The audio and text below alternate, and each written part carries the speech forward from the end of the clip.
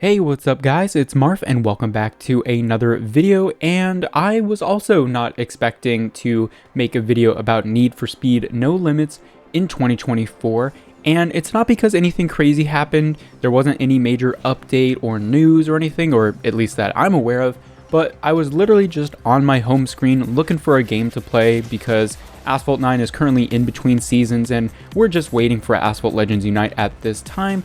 And so I was like, I wonder what No Limits looks like all of these years later, because every once in a while I would click on the game to just see if it has burned to the ground or anything like that.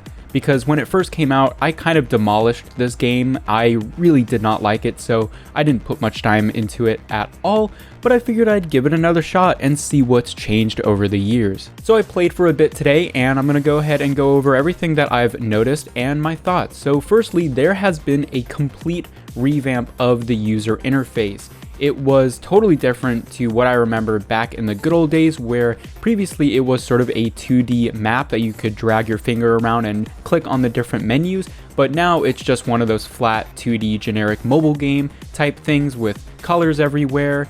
And it's okay, I guess. It definitely needed a change because it was getting a bit stale, but it's not anything too crazy, and it was just surprising to see. Something that definitely caught me off guard though was the customization. Now, I remember parts of it, but I never remember it being this flippin' crazy with spoilers and side skirts, exhaust, paint, wraps, all of that sort of stuff. I don't remember it being that in depth. And so this is almost infinitely more customization compared to Asphalt 9, especially because in that game, only like 6 cars can be customized to at least a different type of extent than just the paint and rims. So in Need for Speed No Limits, lots of your cars can be fully customized. Now, I believe the special event cars can't be customized. For example, I have the Snoop Dogg Shelby GT500 and I don't see that in the customization menu, but I believe all of the standard cars do have some level of customization. Now, lots of it is locked behind star counts or paywalls, which is disappointing, but just the sheer level of things that you can do definitely blew me away when I first saw it. Now, since I've been away from this game for literally years, it is a bit difficult for me to judge the economy, so I'm not going to go too much in depth for that, but just coming back for a bit, it feels like any other generic free mobile racing game. You got currencies, you got gas, you got tickets, all that sort of stuff, and it just feels like progression is really difficult unless you already have a massive garage or lots of cash to burn. You're presented with offers at every single corner, so it is kind of annoying to get past that. And yeah, I know that this joke has been overused so many times, but for a game called No Limits, there are limits everywhere you look in this game. In terms of progression, however, one slight thing I noticed is that you can choose to start special events, and it seems like it's sort of an offshoot of the career itself, where special events actually build on top of each other, and once you complete one event, you move on to the next, and you can choose different ones, and it seems like the characters may interact with each other over the course of those. Now, personally, because they are just text-based stories with character images, I really could not care less about the story, and I find it really annoying that I can't just click a skip all button, especially at the beginning of a race when I just want to, well, race. But either way, it definitely seems like the special events have something more to them compared to, let's say, Asphalt 9, where it just is revolving around a car or something like that. So the special event feature in this game definitely seems a lot better. Alright, so let's get into the meat and potatoes, which is the actual gameplay, and I still hate it. The controls are awful, and the gameplay feels very superficial.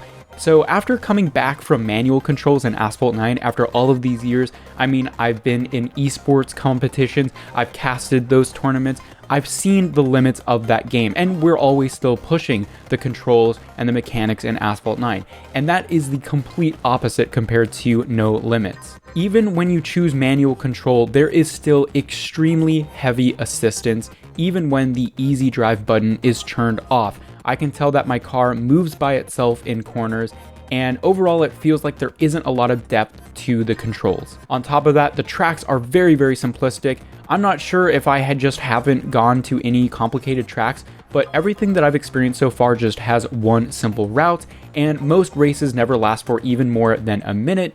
So it doesn't seem like there's any strategy to gain from learning the tracks or trying to deep dive into the mechanics of the handling or the cars, because there just isn't anything there. So in terms of the raw gameplay sense, Asphalt 9 is just light years ahead, and I'm pretty sure you guys knew this as well. Need for Speed No Limits definitely feels like I whip out my phone for, just 1 or 2 quick races to see that progression go up, and then I close it. Whereas in Asphalt 9, you can definitely delve way deeper into the mechanics and learn a lot. Now, something that I did want to mention, because I do miss this a little bit about the Asphalt franchise, is that I do love the Need for Speed gritty art style. Now, I know that sort of changed with Unbound, but it still feels like it has a more realistic type feel. Not to say that that's better compared to Asphalt 9, but in Asphalt 9, there's lots of bright colors, bright environments. There aren't a lot of harsh textures or things that dirty up the screen.